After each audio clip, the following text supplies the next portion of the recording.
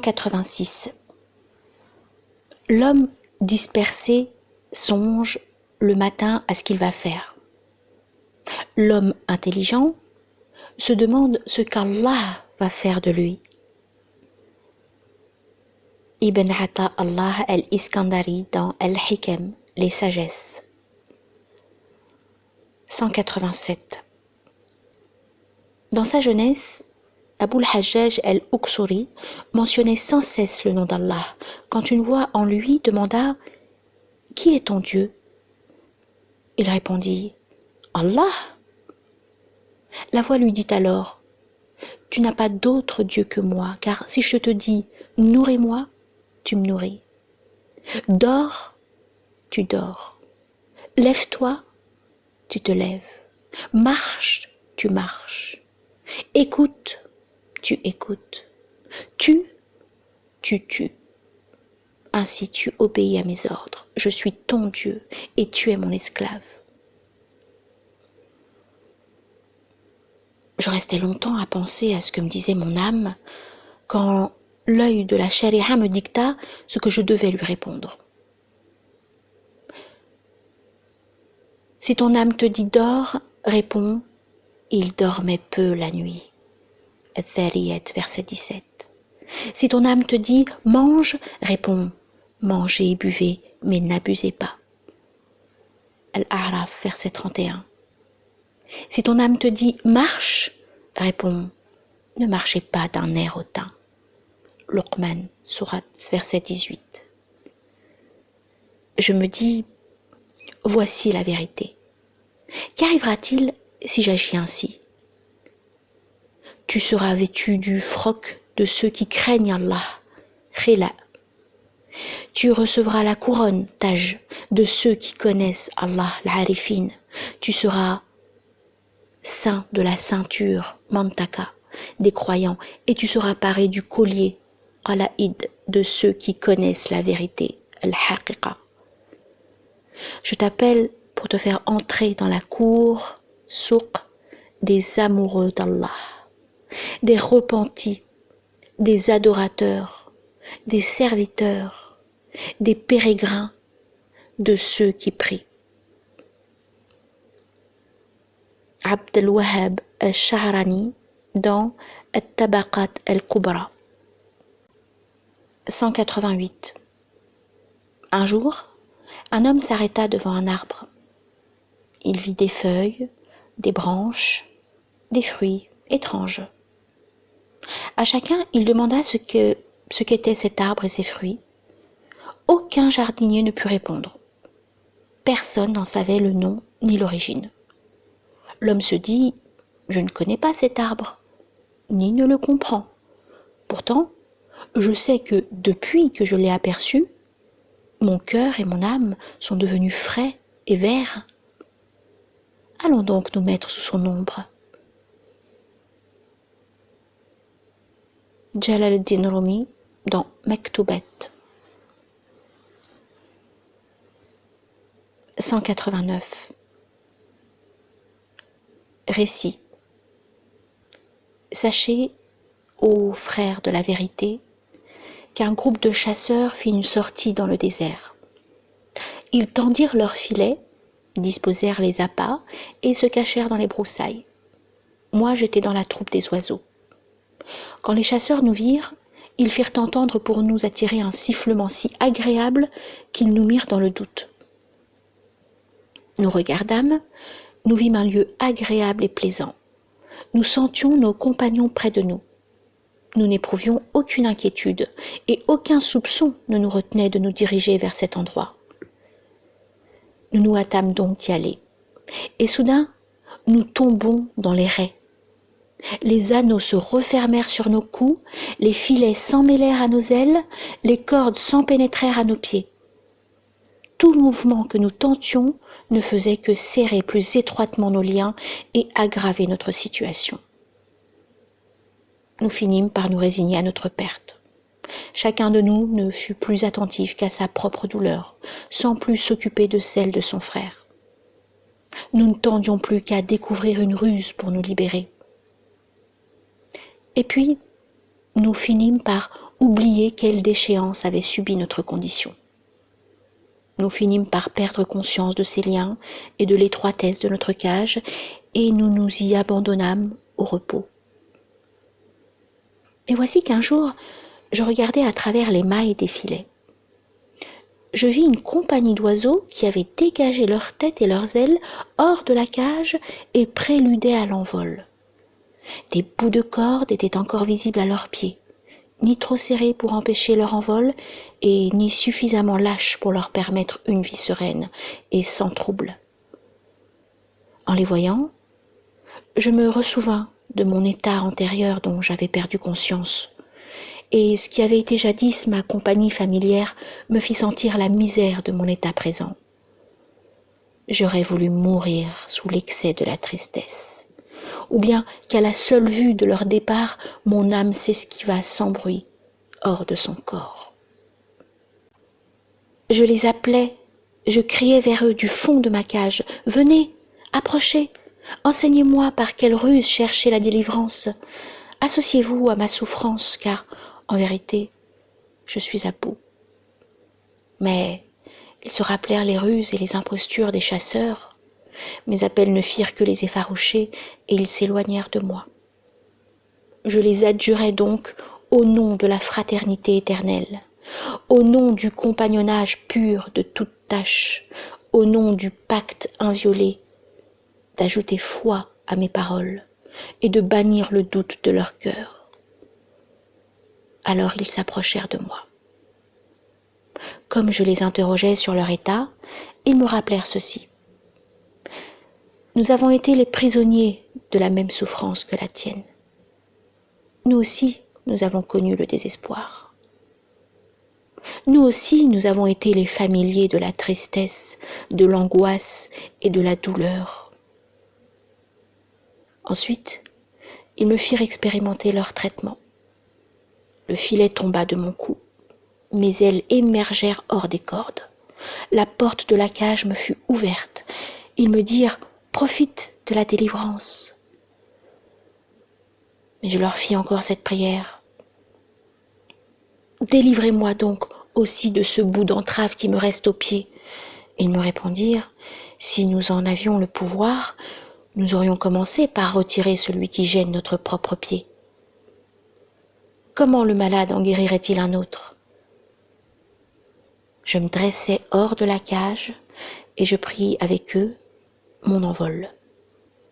Ils me dirent « Au loin, droit devant toi, est une certaine contrée. Tu ne seras sauf de tout danger que lorsque tu auras traversé toute la distance qui t'en sépare. Suis donc nos traces, afin que nous te sauvions et te conduisons par la bonne voie jusqu'au but que tu désires. »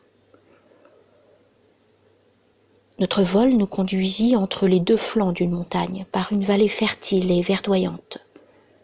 Nous volâmes agréablement jusqu'à ce que nous ayons dépassé tous les pièges, sans prêter attention au sifflement d'aucun chasseur.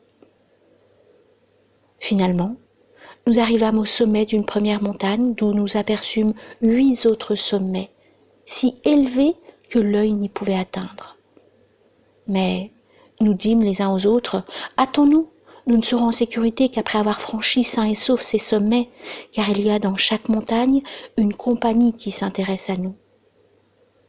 Si nous nous préoccupons d'eux et nous attardons dans l'agrément de ces plaisirs et la quiétude de ces lieux, nous n'y arriverons jamais. » Nous nous donnâmes beaucoup de peine pour franchir successivement 6 montagnes et arriver à la 7e. Lorsque nous en eûmes dépassé les confins, quelques-uns d'entre nous dirent aux autres « N'est-ce pas le moment de nous reposer ? Nous voici épuisés de fatigue. Il y a loin maintenant entre nous et les chasseurs, car nous avons franchi une longue distance. Une détente d'1 heure nous aidera à parvenir au but, tandis que si nous ajoutons encore à notre fatigue, nous en périrons. » Nous fîmes donc halte au sommet de la montagne, nous y vîmes des jardins verdoyants, de beaux palais, de gentils pavillons. Il y avait des arbres fruitiers, des courants d'eau vive, tant de délices rafraîchissaient la vue. On avait l'âme confondue. le cœur troublé devant tant de beauté, et l'on entendait des chants admirables, des sons d'instruments bouleversants. On respirait des parfums dont on n'approchait même pas l'ambre et le musc les plus exquis. Nous cueillîmes des fruits, nous nous abreuvâmes au courant d'eau vive, nous attardant jusqu'à ce que nous fussions complètement reposés. Alors, nous nous dîmes les uns aux autres, hâtons-nous. Pas de plus dangereux piège que la fausse sécurité, pas de salut hors de la vigilance, nulle forteresse ne vaut le soupçon qui met en garde. Trop longtemps déjà nous nous sommes attardés en ce lieu, il y aurait péril à prolonger. Nos ennemis suivent nos traces, cherchant le lieu où nous sommes. Allons. Nous renonçâmes donc à ce séjour. Bien qu'il y fît si bon, mieux valait encore notre salut. Nous étant mis d'accord pour le départ, nous nous arrachâmes à ces lieux, et ainsi nous arrivâmes à la 8e montagne. Le sommet en était si élevé qu'il se perdait dans le ciel. Des oiseaux en peuplaient les versants. Jamais je n'avais entendu musique aussi ravissante, ni contemplé de couleurs aussi magnifiques, de formes aussi gracieuses, ni rencontré de compagnie aussi douce. Lorsque nous fûmes descendus auprès d'eux, ils nous manifestèrent tant de gentillesse, de délicatesse et d'affabilité que rien de créé ne le pourrait décrire ni le faire comprendre. Lorsque nous fûmes tout à fait à l'aise avec eux, nous leur racontâmes les souffrances que nous avions endurées. Ils s'y associèrent avec une extrême sollicitude. Puis ils nous dirent : par-delà cette montagne, il est une cité où réside le roi suprême. Tout opprimé qui vient implorer sa protection et s'en remet entièrement à lui, le roi éloigne de lui injustice et souffrance par sa force et son secours. Nous fiant à leurs indications, nous formâmes le propos d'atteindre la cité du roi. Nous arrivâmes à sa cour et attendîmes son audience. Finalement, l'ordre parvint d'introduire auprès de lui les arrivants, et nous pénétrâmes dans le château. Nous nous vîmes dans une enceinte dont aucune description ne pourrait embrasser l'ampleur. Lorsque nous l'eûmes traversée, un rideau se leva devant nous, dévoilant une salle tellement spacieuse et illuminée que nous en oubliâmes la première enceinte. Ou plutôt, comparée à celle-ci, nous la trouvâmes bien petite chose. Enfin, nous parvâmes à l'oratoire du roi. Lorsque le dernier rideau eut été tiré et que la beauté du roi resplendit devant nos yeux, nos cœurs s'y suspendirent et nous fûmes frappés d'une stupeur telle qu'elle nous empêcha de formuler nos plaintes. Mais lui, s'apercevant de notre défaillance, nous rendit notre assurance par son affabilité. Aussi nous enhardîmes-nous à parler et à lui faire part de notre récit. Alors il nous dit : nul ne peut dénouer le lien qui entrave vos pieds, hormis ceux-là même qui l'y nouèrent. Voici donc que j'envoie vers eux un messager qui leur imposera la tâche de vous satisfaire et d'écarter de vous l'entrave. Partez donc, heureux et satisfaits. Et maintenant voici, nous sommes en route, nous marchons en compagnie du messager du roi. Épilogue. Et mes frères d'insister auprès de moi, me demandant de leur faire le récit de la beauté du roi. Je la décrirai en quelques mots qui résument et suffisent.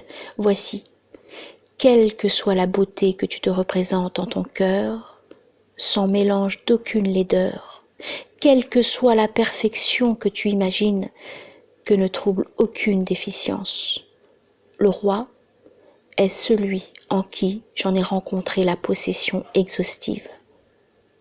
Car toute beauté, au sens vrai, est réalisée en lui. Toute imperfection, serait-ce au sens d'une métaphore, est exclue de lui. Par sa beauté, il est tout entier visage que tu contemples. Par sa générosité, il est tout entier une main qui donne. Celui qui l'approche aura trouvé la félicité suprême. Celui qui s'en retranche aura perdu ce monde et le monde à venir. Combien, parmi les frères dont mon récit aura frappé l'oreille, ne vont-ils pas me dire « Je constate que tu as l'esprit un peu dérangé, à moins que la démence ne se soit emparée de toi. Voyons, tu ne t'es jamais envolé, c'est la raison qui s'est envolée. Aucun chasseur n'a jamais fait de toi son gibier. C'est bel et bien ta raison que l'on a chassée. Comment un homme s'envolerait-il et comment un oiseau se mettrait-il à parler? On dirait certes que la bile a débordé dans ton complexio, ta personne, et que la sissitas, sécheresse, s'est installée dans ton cerveau.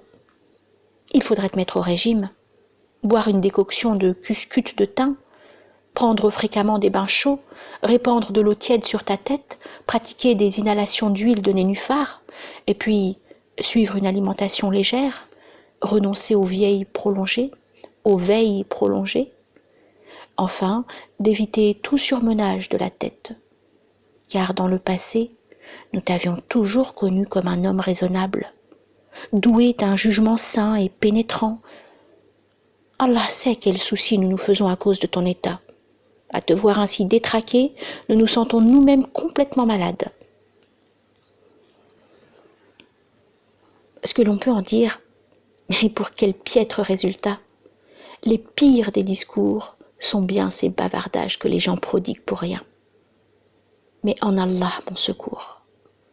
Envers les hommes, ma liberté. Celui qui professe un autre dogme, celui-là perdra sa vie dans le monde à venir comme dans celui-ci, car les agresseurs apprendront un jour quel renversement les attend. Sourate 26, Ash-Shu'ara, verset 227. Ibn Sina, récit de l'oiseau, Risalat at-Tayr,